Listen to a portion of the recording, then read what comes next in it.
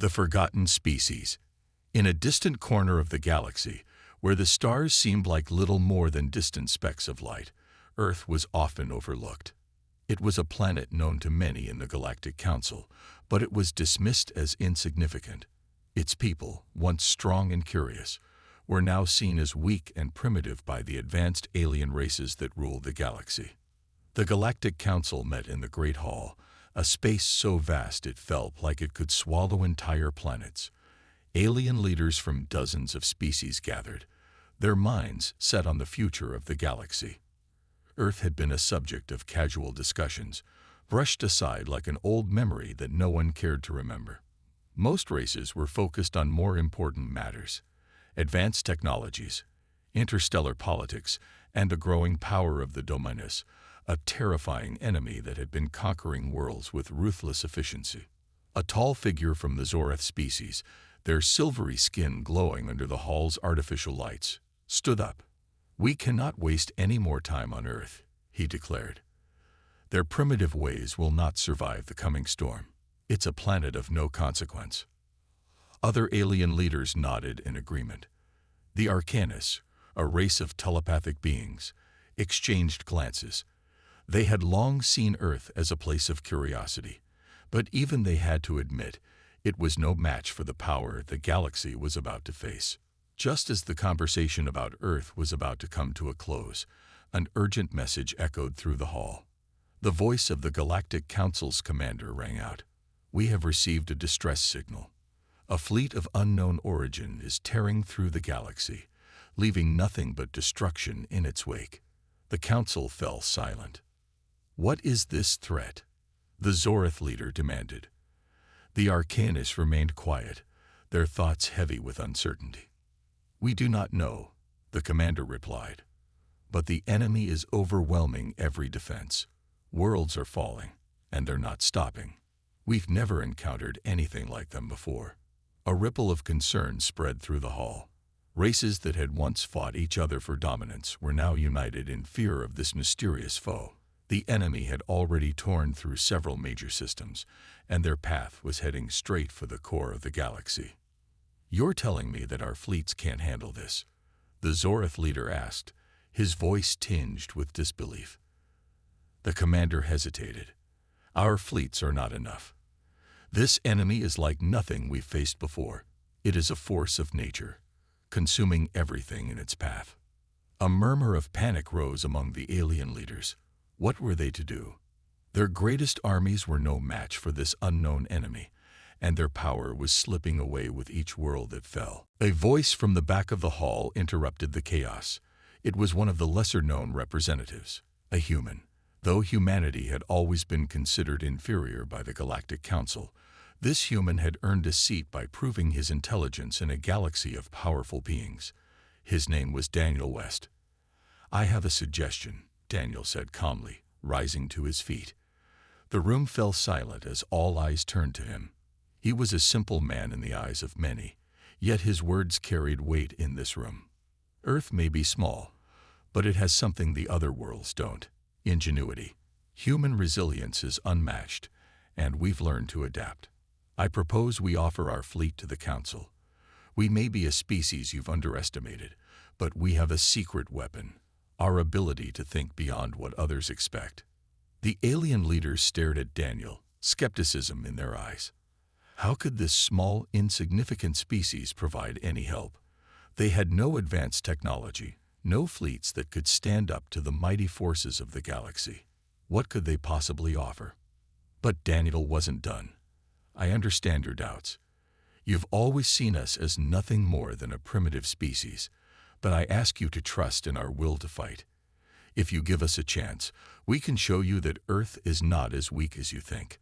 Our warships, though smaller and less advanced, are built with a resolve that no other fleet can match.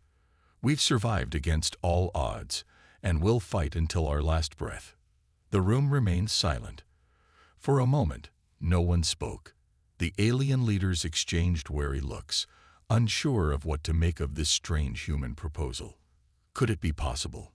Could the humans really have a chance against this galactic menace? It was the Arcanis leader, An ancient being with skin like translucent crystal, who finally spoke.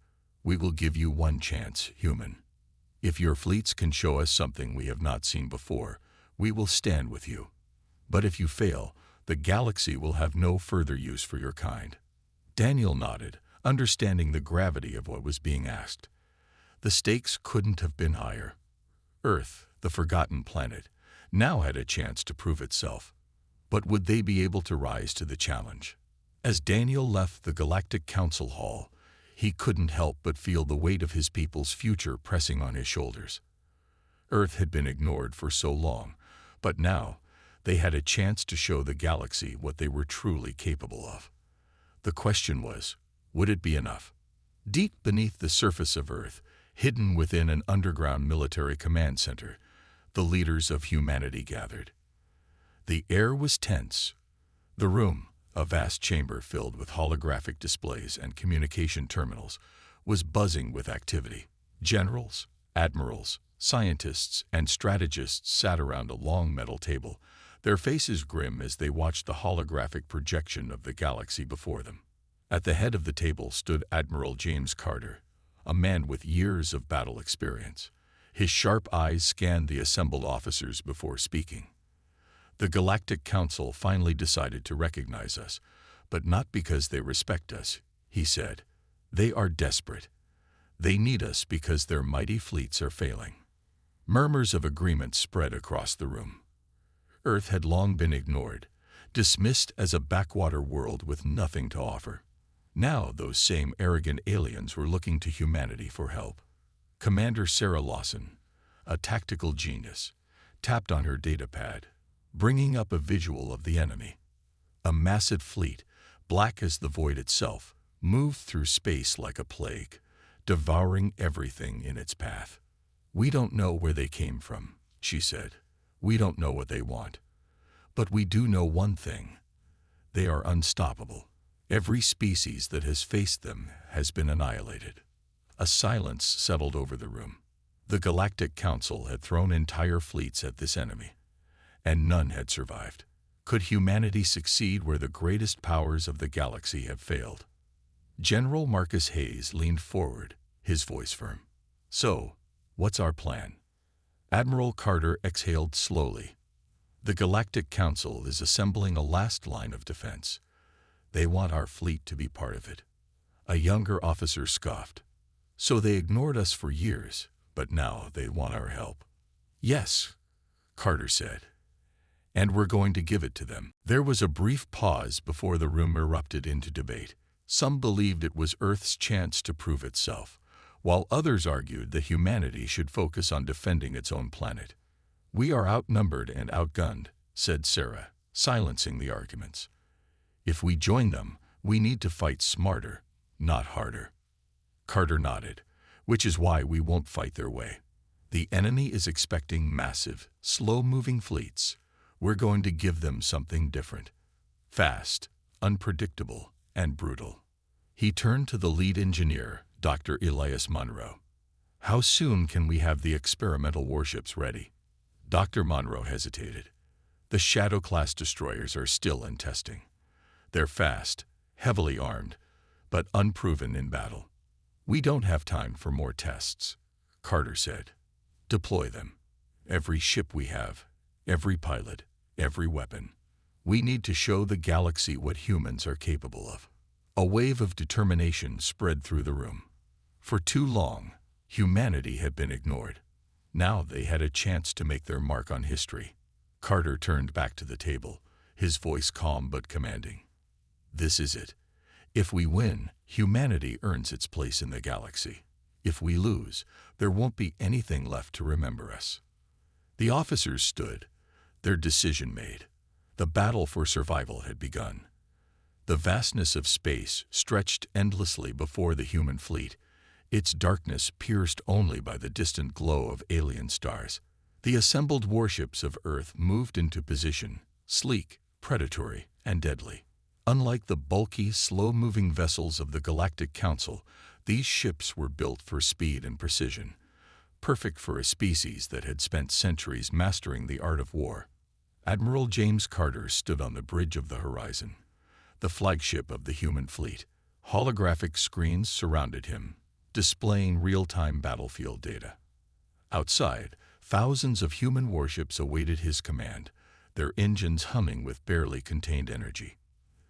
"They don't even know we're here yet," Commander Sarah Lawson murmured beside him. Her sharp eyes scanned the incoming fleet of the enemy. Black, jagged ships moving like a swarm, blotting out the distant stars. Carter smirked. "Good. That means we have the advantage." A transmission crackled through the comms. It was General Thrax, a reptilian commander from the Galactic Council's forces. His expression was desperate. "Admiral Carter, we need you to form a defensive line with the rest of the fleet. Their forces are too overwhelming." Carter didn't answer immediately. The aliens had fought these invaders with brute force and had failed every time. Humanity had no intention of making the same mistake. "No," Carter finally responded. "We're not forming a line. We're hitting them first." Silence. Then, an explosion of protests from the galactic commanders. "That's suicide," Threx barked. "We must hold formation." Carter ignored them and turned to his officers. "Begin the attack." The human fleet roared forward, engines flaring as ships vanished into faster-than-light jumps. Instead of forming a stationary wall, they scattered like wolves in the night, appearing on all sides of the enemy fleet. The enemy barely had time to react before the first human warships struck. Missiles, railguns, and high-energy weapons rained down on the black-armored enemy fleet. But humanity had learned from the Council's mistakes. There was no single, concentrated attack. Instead, ships hit from different directions, vanishing before the enemy could return fire. On the battlefield, the enemy ships turned, trying to target their attackers, but the humans were already gone, appearing elsewhere, striking, then retreating. The enemy's formations collapsed into chaos. Aboard the horizon, Sarah grinned as she watched the enemy struggle. "They don't know how to fight us." Carter nodded. "Because they've never fought humans before." But even as the first wave of enemy ships fell, Carter knew this was only the beginning.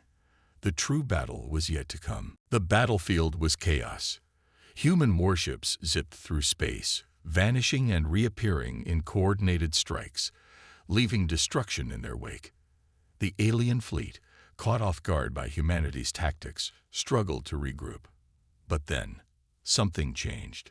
"Sir, enemy movement detected," Lieutenant Harris reported, her voice tense. "They're adapting." On the holographic display, the enemy fleet stopped chasing human ships and instead formed a massive sphere.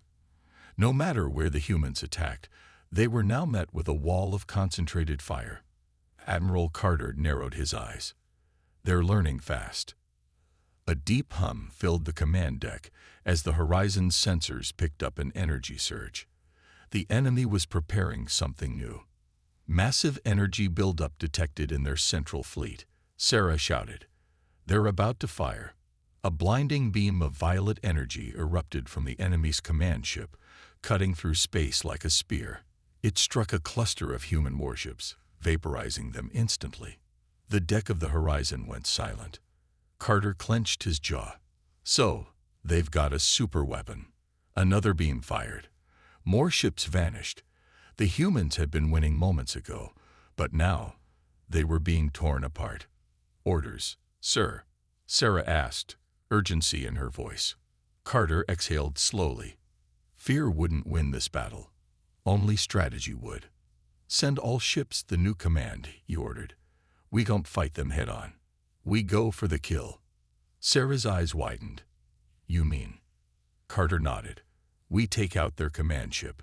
The order was relayed instantly.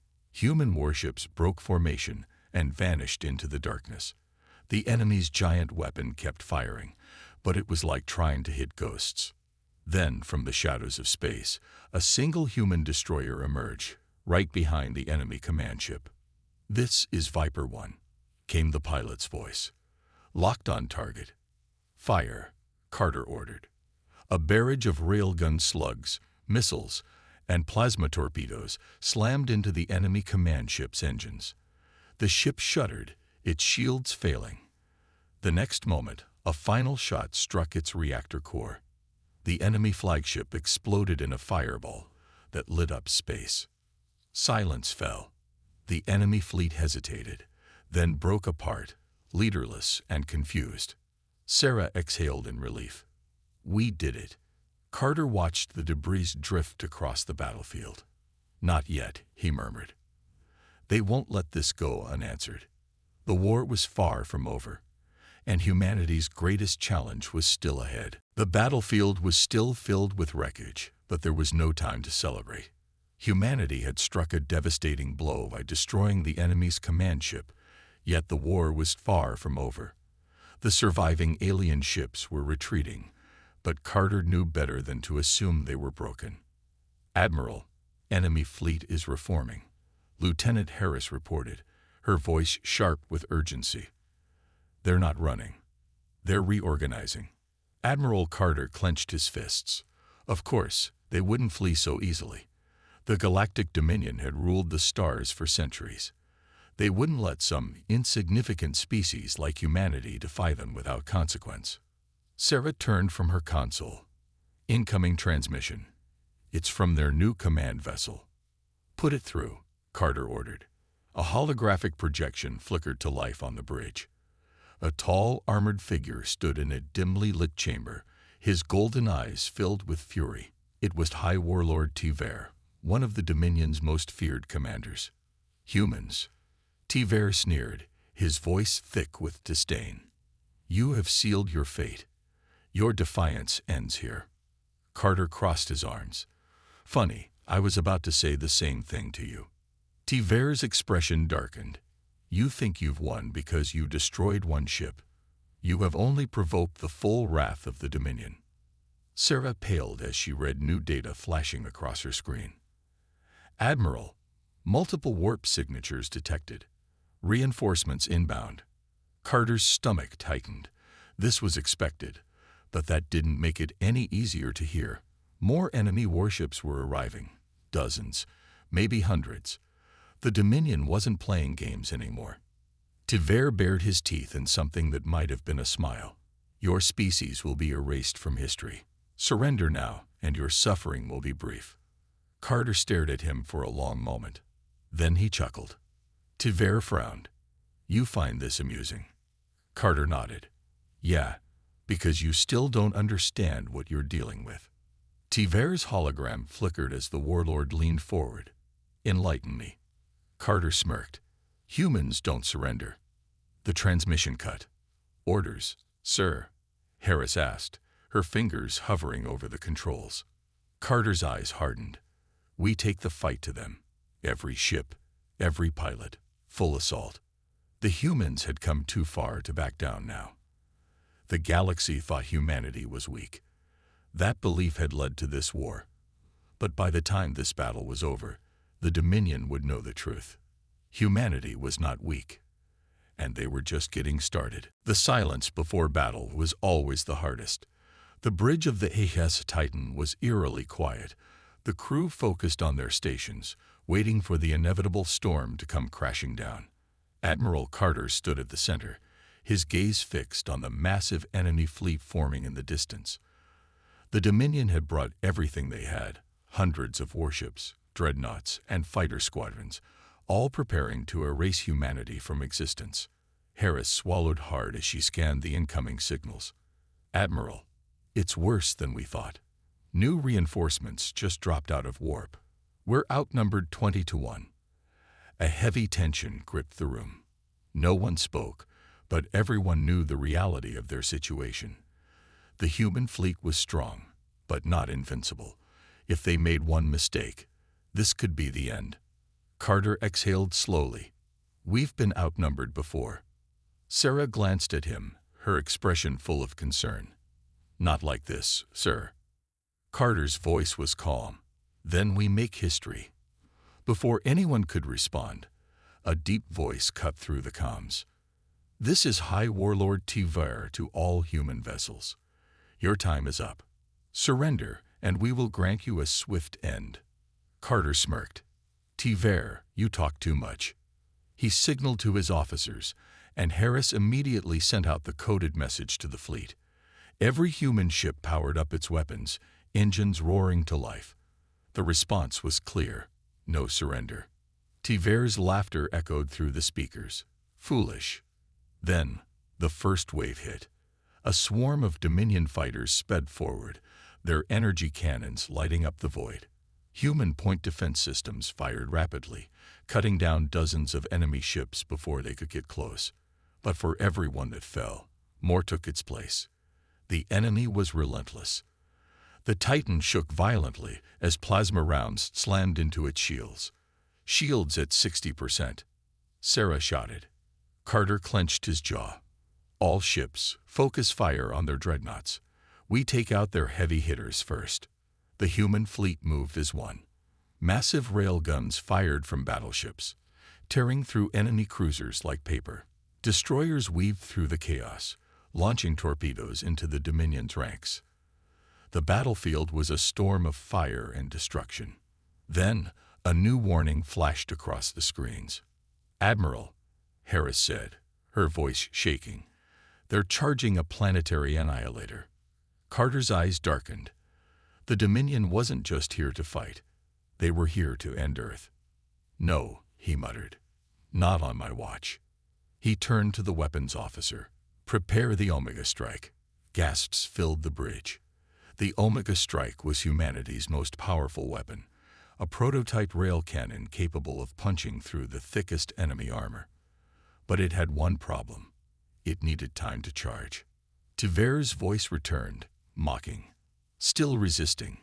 Your arrogance is admirable, but pointless." Carter ignored him. "Cover our flagship. By the Omega Strike, time to charge." The human fleet formed a defensive wall, intercepting enemy fire with their own bodies. Ships were torn apart, but they held the line. Minutes felt like hours. Sarah's voice rang out. "Weapon ready." Carter didn't hesitate. Fire. A blinding beam of energy burst from the Titan, cutting across the battlefield. The Dominion's annihilator exploded in a fiery burst, taking several enemy ships with it. Silence. Then, chaos. The Dominion fleet, seeing their ultimate weapon destroyed, hesitated, and humanity did not. Carter pointed forward. "All ships, charge." The human fleet surged ahead, weapons blazing. The Dominion had underestimated them, and now they would pay the price. The last stand had begun. The battlefield was chaos. Wreckage from destroyed ships floated in space, glowing embers of dying vessels casting eerie light across the void. The human fleet, though battered and outnumbered, pressed forward. The Dominion forces were reeling, struggling to recover from the devastating Omega Strike. Admiral Carter stood firm on the HS Titan's bridge, his eyes locked onto the enemy flagship. The Dreadlord, the Dominion's most powerful warship, and the heart of their command. Destroying it would mean victory. But the Dreadlord was unlike any other ship. Its armor was thick, its shields nearly impenetrable, and its weapons unmatched in destructive power. Even now, it was charging its main cannon, a blast strong enough to wipe out half the human fleet in one shot. "We have to take it down now," Carter said, "or we don't survive this." Lieutenant Harris scanned the battlefield. "Sir, our weapons won't penetrate their shields fast enough." Carter clenched his fists. There had to be another way. Then, Sarah's voice cut through the tension. "Sir, we could ram it." The bridge fell silent. "Excuse me?" Carter asked, raising an eyebrow. Sarah's face was pale but determined. "If we overload the Titan's reactor and collide with the Dreadlord, the explosion would be enough to breach their shields and destroy them from within." A cold silence filled the room. It was a suicide mission. Carter exhaled, his mind racing. His ship, his crew, they had fought too hard to fall now. There had to be another way. Then, another voice came through the comms. "This is HS Valiant. We'll do it." Carter's eyes widened. The Valiant was one of their last remaining heavy cruisers, its hull already torn apart from battle. Captain Reynolds, its commander, appeared on the screen. His face was bruised, his uniform stained with smoke, but his eyes were calm. "You don't have to do this, Reynolds," Carter said quietly. Reynolds gave a tired smile. "It's already done, sir. We're on a collision course now." Carter swallowed hard. "It was an honor serving with you." Reynolds nodded. "Give him hell, Admiral." The screen cut out. The Valiant turned, its engines burning bright as it rocketed toward the Dreadlord. The Dominion forces scrambled to stop it, but it was too late. The moment the two ships collided, a blinding explosion tore through space. The Dreadlord shattered. The Dominion fleet panicked. Their leadership was gone. Their morale broke. One by one, their ships turned and fled. A cheer erupted across the human fleet. "We did it," Harris whispered. Carter let out a slow breath. "It's over." But even as victory settled in, his gaze lingered on the wreckage of the Valiant. Humanity had won, but at a cost. And the galaxy would never underestimate them again.